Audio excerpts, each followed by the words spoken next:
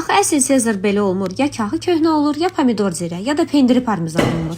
Ən dəhşətlisi sosu mayonez olur restoranlarda. Iceberg ya da nafa kələmini yuyub, aura kağız dəsmalına büküb yaxşıca quruduram. Tamam suyunu çəkirəm. Krevetkaları təmizləyib quyruğunu saxlayıram. Duz və zeytun yağı vurub grildə bişirirəm. Bəzən də qızardıram. Keçək əsl Sezar sosuna.